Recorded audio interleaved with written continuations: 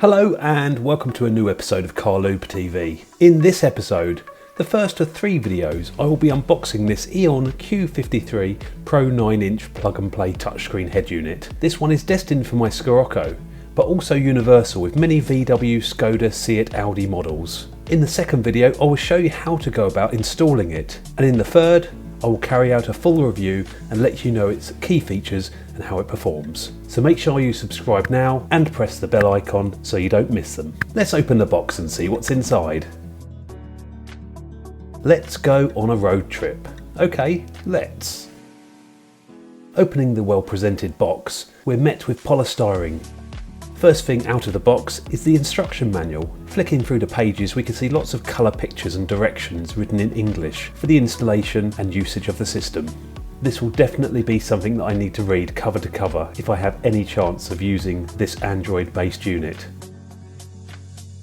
This is the touchscreen display. It has a protective shiny cover over it, making it look ultra shiny. You'll notice it does have some haptic buttons along the bottom for basic functions like mute, home, back and volume, which is a good thing. It's also compatible with iPhone and Android phones wirelessly for Apple CarPlay and Android Auto, which is a big plus.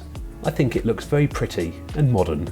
As I turn it round to show the back, you'll notice how thin this unit is. Basically, just like an Android tablet. On the back side, we can see all the plugs and sockets and a fuse. This is a plug-and-play system for easy installation.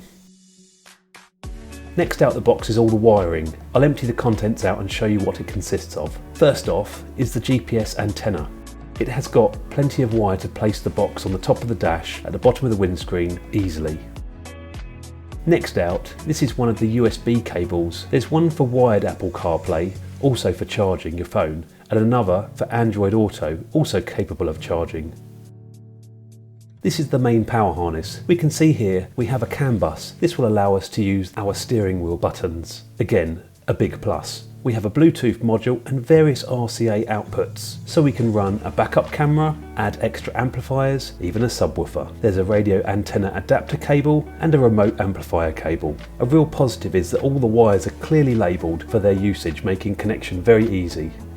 This is the external microphone for hands-free calling. Perfect for me as I haven't got one in the Rocco. Again, with plenty of wiring to run it up to the roof of the car and then a sticky pad to mount it. This is the Regulator Relay. This will only be used if you plan to fit or already have a reversing camera. Again, the wires are clearly labelled. We have a Velcro pad for mounting the relay. And that's about all. Hang on, apart from a spare fuse. The screen actually looks like a very good quality item. I can't wait to get it installed and play with all the functionality.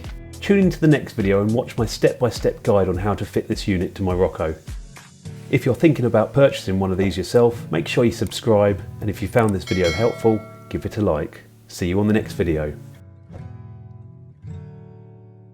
So, to all of my wonderful supporters of this series, here is the E30.